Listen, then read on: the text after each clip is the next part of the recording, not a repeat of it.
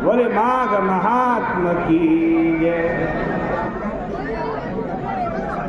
पतित पावनी कलिमल हारिणी मोक्षदायिनी माँ गंगा जी का ये विश्व प्रसिद्ध पुराण प्रसिद्ध तीर्थ हर की पौड़ी ब्रह्मकुंड पर आप बैठे हैं। माघ का पावन महीना चल रहा है। माघ महात्म्य की चर्चा प्रतिदिन आप यहाँ श्रवण कर रहे हैं। हम 9वें अध्याय पे पहुँचे हैं। आपने कथा में पहले सुना, दो भाई थे, विकुंडल और श्रीकुंडल। दोनों ने जीवन भर पाप किया, मृत्यु हुई तो एक को नरक मिला। यमराज ने कहा इस दूसरे को स्वर्ग में ले जाओ। आपने कथा में सुना, जो बड़ा भाई श्रीकुंडल था जिसको स्वर्ग में ले जाया जा रहा था, वो यमदूतों से बोला, महाराज हम दोनों भाई एक जैसे हैं, एक जैसा हमने कर्म किया, पुण्य तो हमने कभी किया नहीं, तो मुझे स्वर्ग में क्यों ले जाया जा रहा है और मेरे भाई को नरक में क्यों भेजा जा रहा है। यमराज के दूत आज धर्म का और अधर्म का वर्णन करते हैं। उन्होंने बताया तुमने माघ के महीने में 2 दिन गंगा जी में स्नान किया, इसके कारण एक दिन के स्नान से तुम्हारे सब पाप नष्ट हो गए और दूसरे दिन के स्नान से तुम्हें स्वर्ग मिला।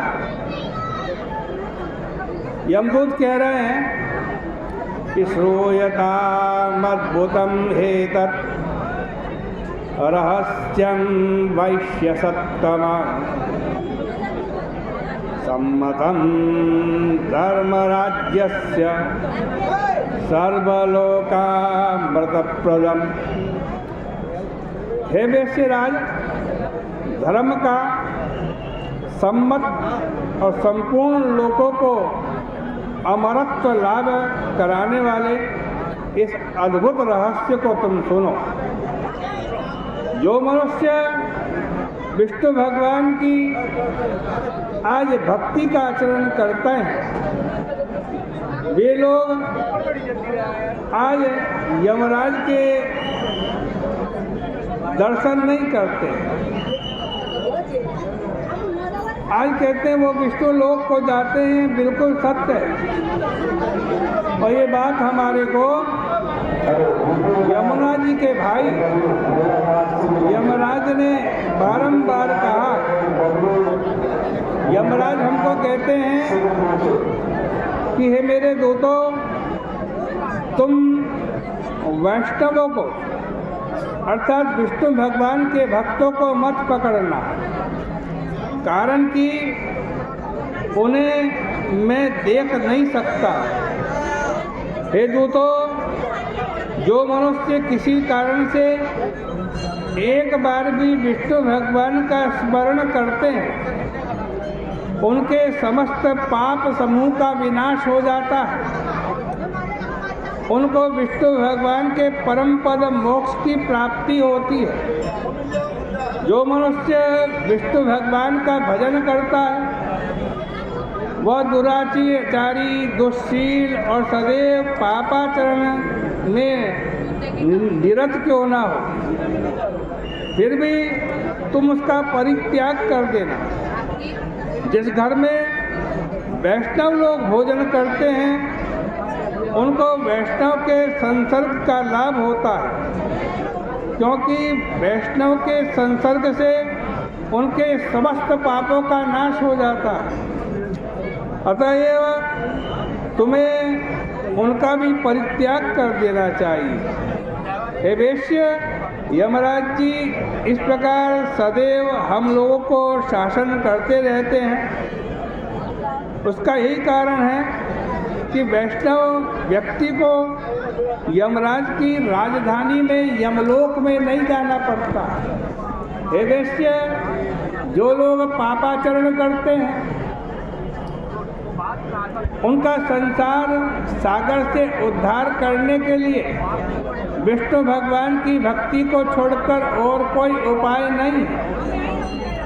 जो ब्राह्मण विष्णु के भक्त नहीं उनको सांसारिक आज कहते हैं चांडाल के समान अवलोकन करते हैं, और वैष्णव यदि नीच वर्ण का भी क्यों ना हो, यदि वह तीनों लोगों को पवित्र कर सकता है, पितृपक्ष और मातृपक्ष के पूर्वज व्यक्तिगण चिरकाल से नरक में निपतित हों, तो भी जब उनके कुल में कोई पुत्र विष्णु भगवान का पूजन करता है तभी वो नरक को छोड़ करके स्वर्ग लोक में चले जाते हैं।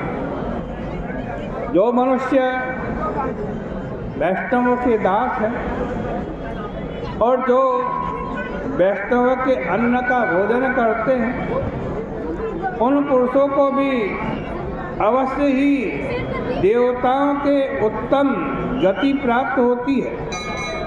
मनुष्य यदि अपने समस्त पापों का संशोधन करना चाहे तो उसे चाहिए कि वह वैष्णव ही के अन्न की याचना करे, और यदि उसका अन्न न मिल सके तो केवल जल पी करके रहे। जो मनुष्य गोविंदाय नमः गोविंदाय नमो नमः इस मंत्र का जाप करता हुआ कहीं अपने प्राण परित्याग करता है तो उसे भी यमराज के दर्शन नहीं होते।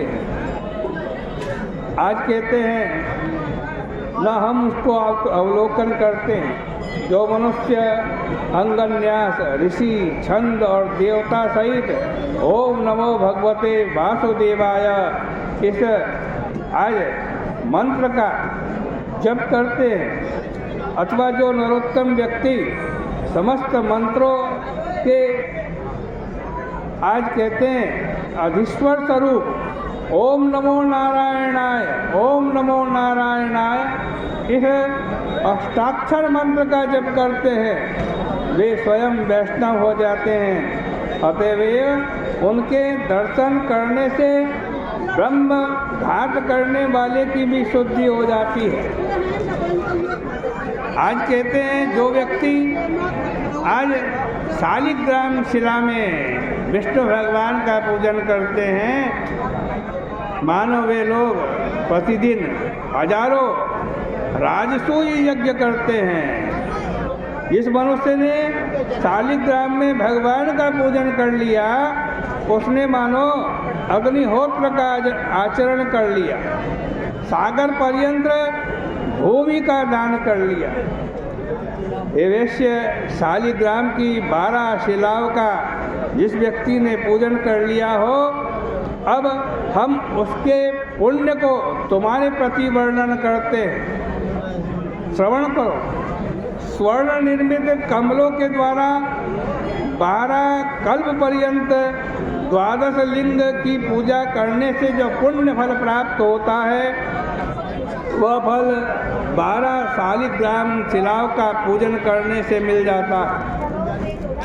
शालिग्राम आज शिला में श्री कृष्ण भगवान की पूजा करने वाले आज समस्त पापों से मुक्त हो जाते हैं।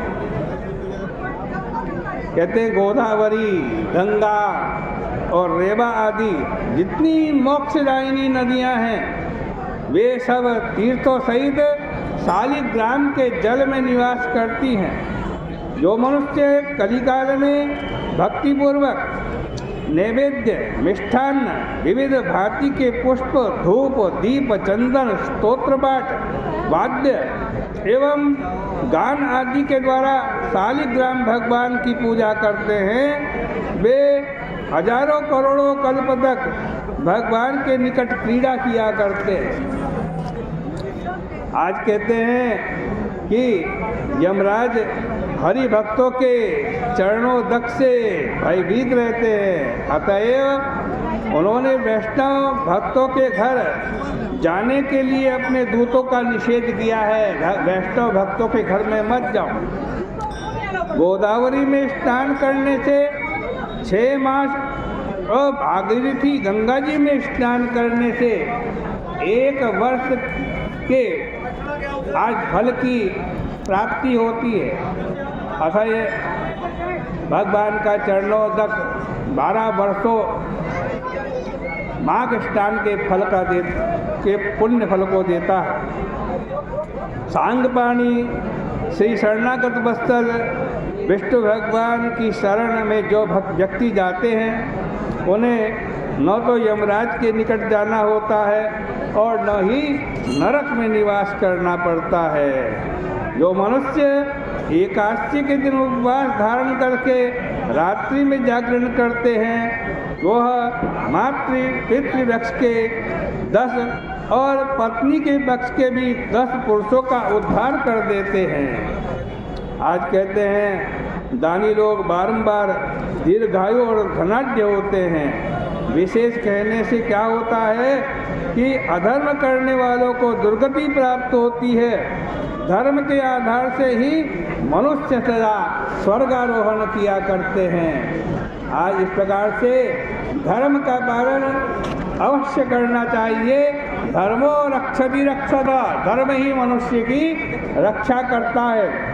यह सब वृत्तांत आज हमने तुम्हारे प्रति कहा। वशिष्ठ जी दिलीप जी से कहते हैं अब क्या श्रवण करने की इच्छा है। और यहीं पर इस प्रकार से पद्म पुराणे उत्तरखंडे माघ महात्म्ये दिलीप वशिष्ठ संवादे विकुंडल दूत संवादे शालिग्राम शिला महिमा वर्णनम नाम 9वां अध्याय। ये 9वें अध्याय की कथा भी भगवान के श्री चरणों में अर्पित करते हैं। बोले गंगा मैया की जय।